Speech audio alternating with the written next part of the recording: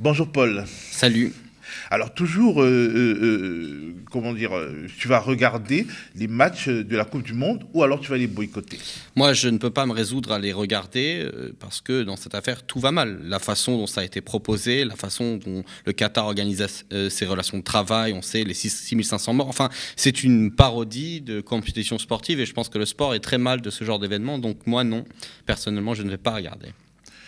Alors dans un pays dont la principale équipe de foot est contrôlée par le Qatar, où le principal diffuseur télé de foot payant en tout cas est contrôlé par le Qatar, où un ancien président, Nicolas Sarkozy, est un VRP du Qatar, les appels au boycott, est-ce qu'ils sont vains, est-ce qu'ils sont hypocrites, est-ce qu'ils sont tardifs? Vu de l'étranger, on pourrait bien prendre les Français pour des tartuffes. Effectivement, la question du boycott, elle est souvent pensée comme un moyen de faire pression économiquement parlant sur les puissances engagées. Je pense que ce n'est pas nécessairement le cas. On peut le voir dans différentes sortes de boycotts. L'arme du boycott, elle reste pour moi utile dans le cas d'un stigma moral, on va dire, c'est-à-dire pour dénoncer une situation de fait, qu'il s'agit d'une situation d'organisation des relations politiques, d'un État, de la façon dont il s'organise. Et sur ça, ça peut marcher. Je remarque d'ailleurs qu'il y a un sondage là qui avait été publié par l'équipe qui dit que 54% des Français pourraient ne pas regarder la Coupe du Monde, que 24% pensent que c'est une honte de l'organiser au Qatar. Donc finalement, est-ce qu'on ne peut pas trouver un peu d'espoir en se disant qu'il y a de la part des Français une connaissance et pas d'hypocrisie sur ce sujet, ce qui n'empêche pas la classe dirigeante en France d'être marquée par ces affaires de corruption et d'être absolument hypocrite. Et c'est pas la première fois que nos dirigeants apparaissent comme hypocrites pour le reste des candidats de la communauté internationale. Donc voilà, je pense que cette confusion, elle est à l'image du pays, quoi, qui est divisé sur ces questions entre ceux qui considèrent qu'on doit ne pas politiser le sport, hein, comme l'a dit Emmanuel Macron, mais le faire en tout cas en fonction des lubies de la classe dirigeante, de ses alliés au niveau de la communauté internationale.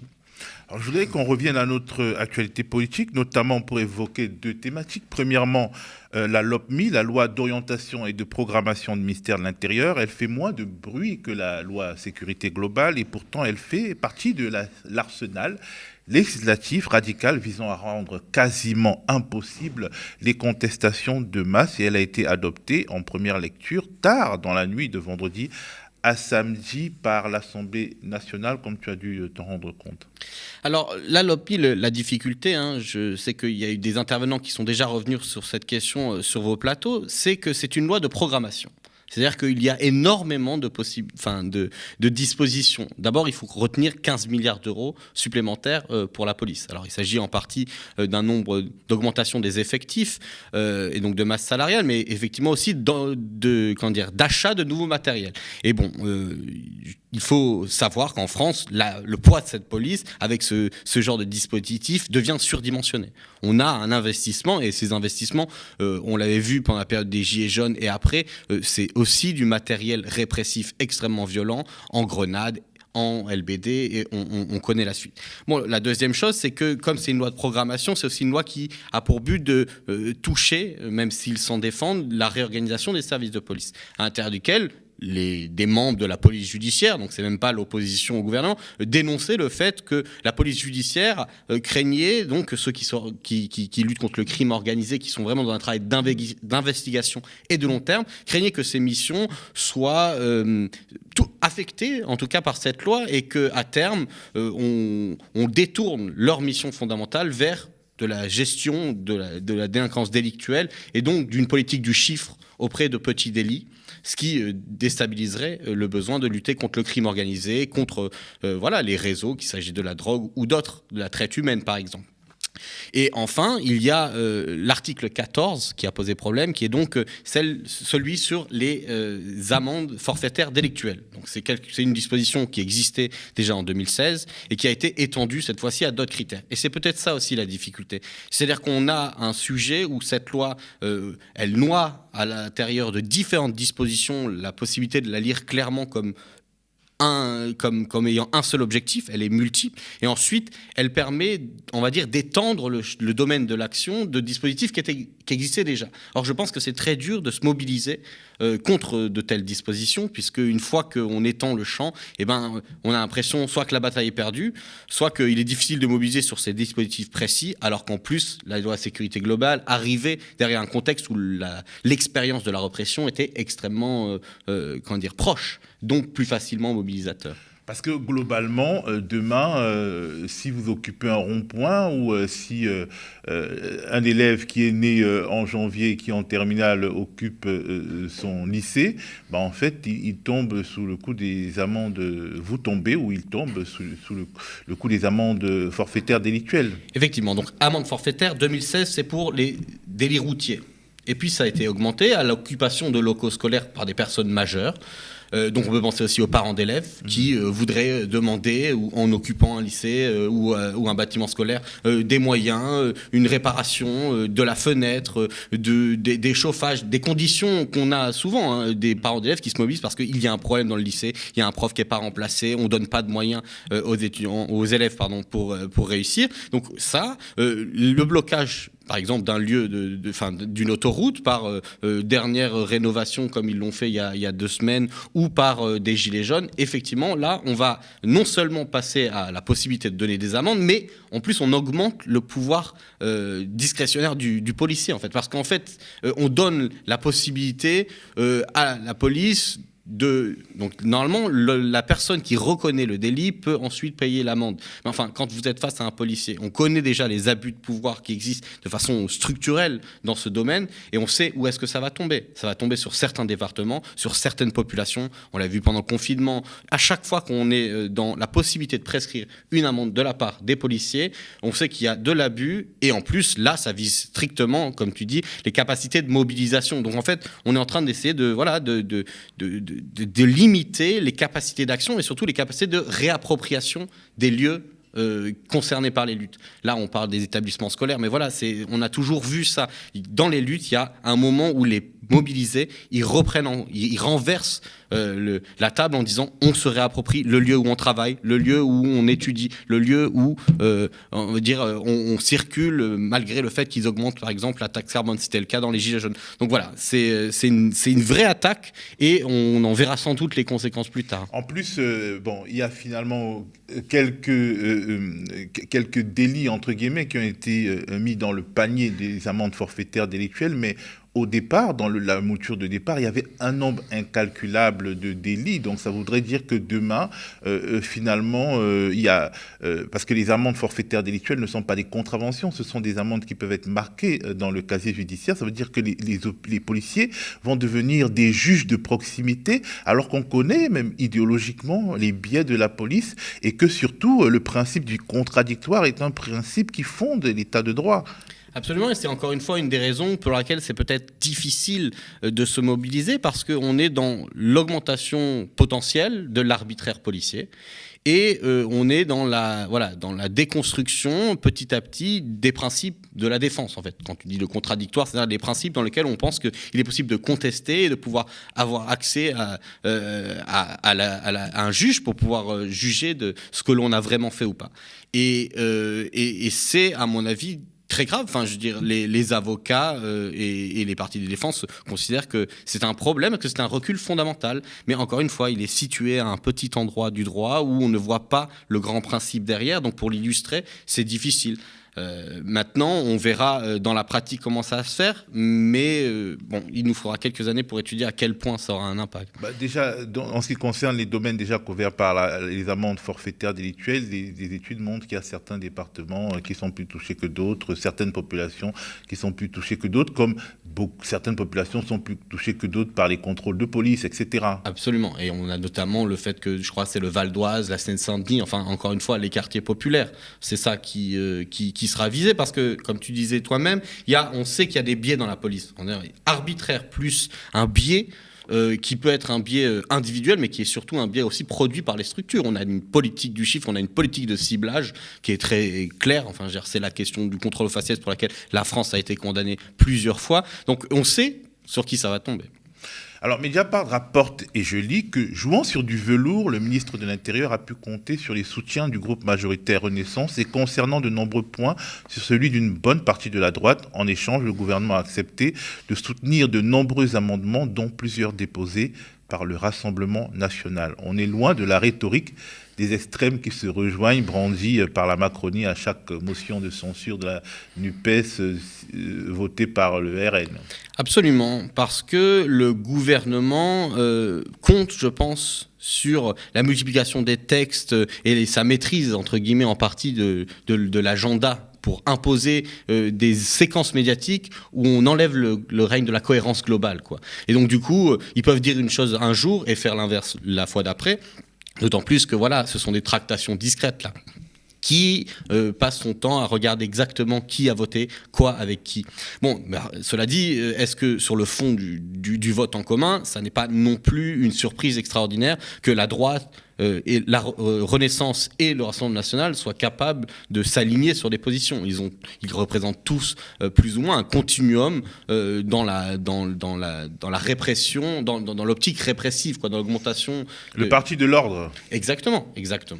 Alors toujours au sujet de l'actualité parlementaire, un fait un peu passé sous les radars, c'est le rejet de la demande de commission d'enquête parlementaire déposée par la France Insoumise en la personne de Daniel Simonet sur le sujet des Uber Files, le scandale des Uber Files dans lequel le nom du président Emmanuel Macron est cité.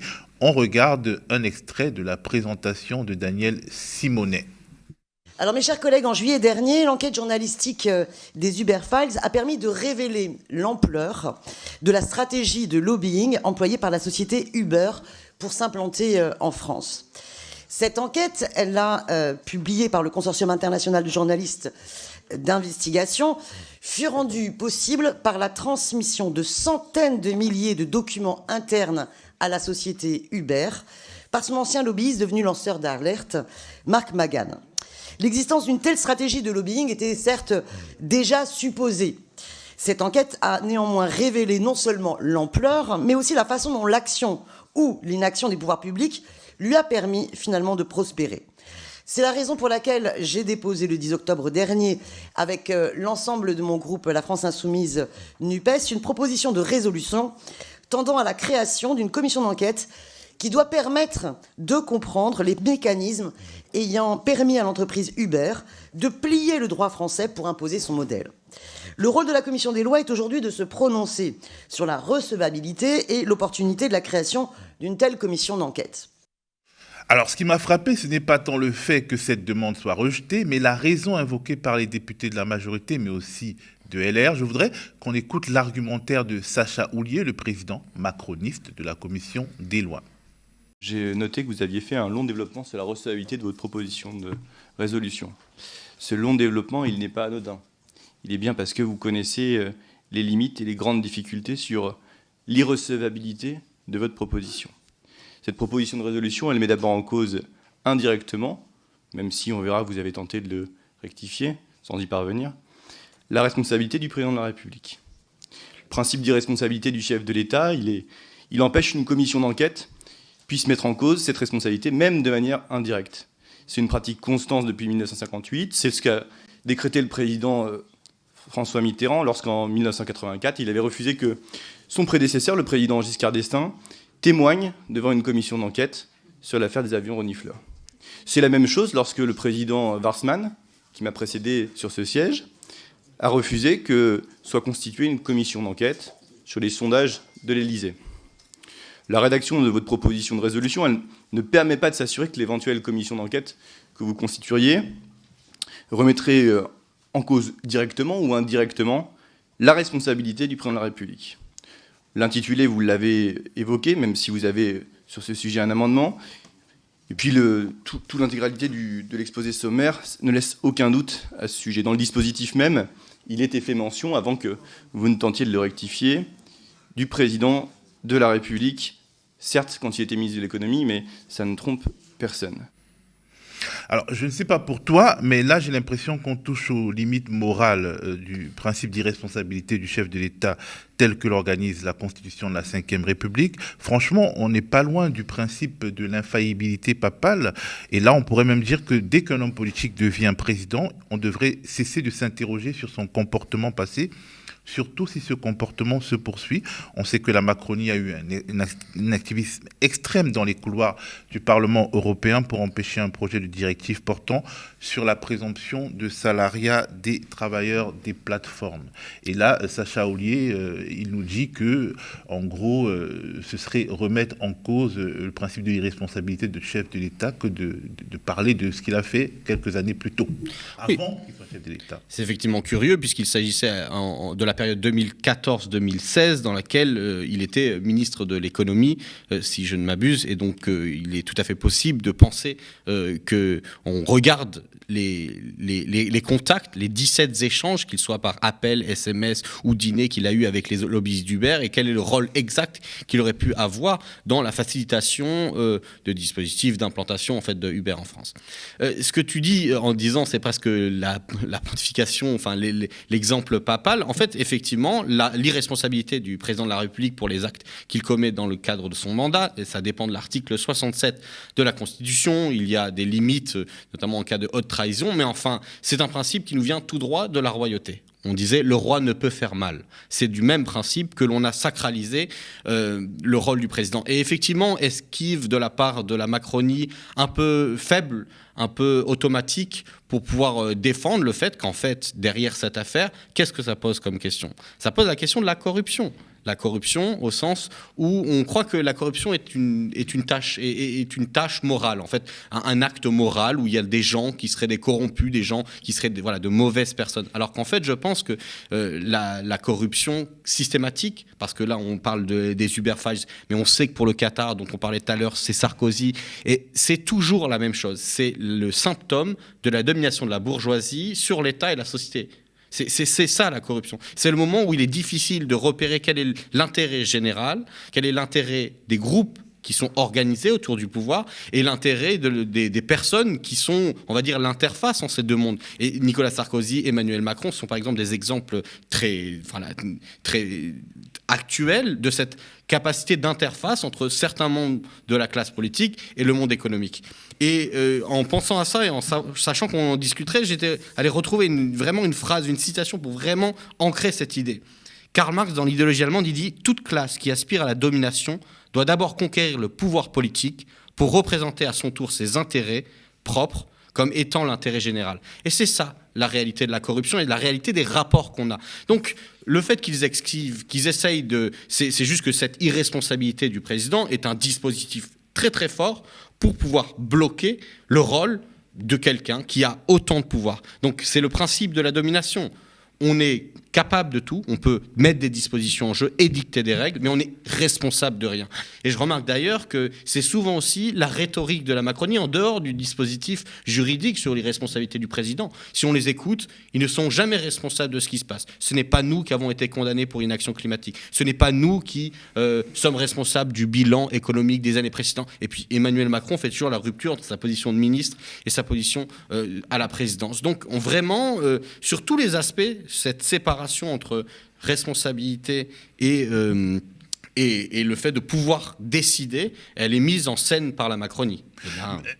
Mais du coup, cet argumentaire nous ramène au caractère terrible du fameux « qu'ils viennent nous chercher » de Macron au moment de l'affaire Benalla, puisqu'il le dit parce qu'il sait très bien qu'il est abrité derrière une armure d'irresponsabilité et d'impunité, et qu'au final, même la commission d'enquête sur l'affaire Benalla ne pouvait pas aller très loin, puisqu'il est quasiment interdit, si l'on comprend leur interprétation des institutions, il est quasiment interdit d'évoquer, ne serait-ce qu'indirectement, la responsabilité du chef de l'État dès lors qu'il est concerné par une affaire, l'affaire, elle s'arrête naturellement. Donc, en réalité, même les corrupteurs ont intérêt à se lier avec le président de la République au point qu'on ne puisse pas dissocier leurs intérêts, leur action de celle du président de la République. Comme ça, bingo, impunité. Absolument, d'autant plus que, là,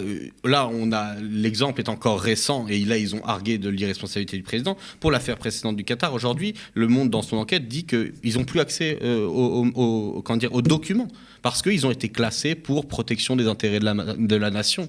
Donc, il y a plein protection des intérêts de Sarkozy. Oui, voilà, effectivement. Parce que souvent, ce sont des personnes qui, en plus, confondent leurs affaires et ceux de la nation. Parce que, l'intérêt général est un concept qu'il faut faire vivre par la société civile et son implication.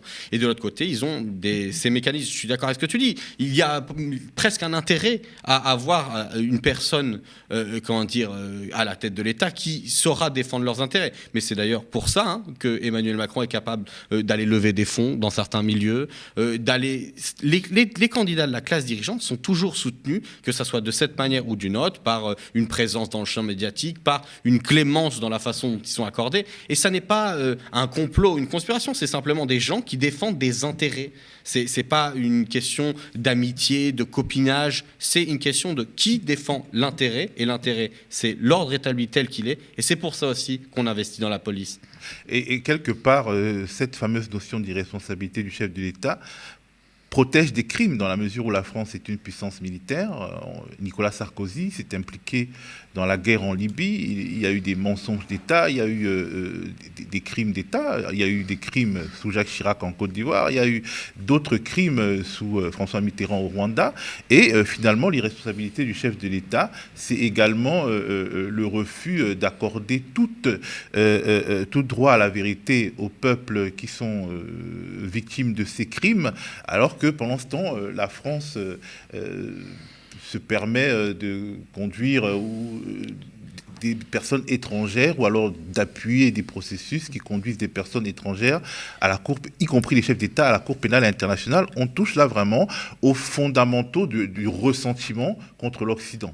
Alors, effectivement, il y a quand même des limites, notamment que ça a été une réforme, il me semble, à partir de 2007, sur ces questions qui sont étiquetées à l'article 68, donc l'article suivant, sur la responsabilité du président. Et dans le cadre d'un tribunal international, il y a une possibilité de poursuivre pour des crimes spécifiques, comme celui de génocide, comme celui de crime de guerre, etc. Le problème, là, je le déplacerai à un autre niveau, c'est le fait que dans le droit international, souvent, la question fondamentale, en dehors du texte, c'est sa capacité d'application, donc le rapport de force. Et puis, de toute façon, là, on évoque la loi française, où le rapport de force peut finalement mieux jouer à l'intérieur des frontières nationales, mais justement, l'irresponsabilité du chef de l'État est là pour arrêter toute chose.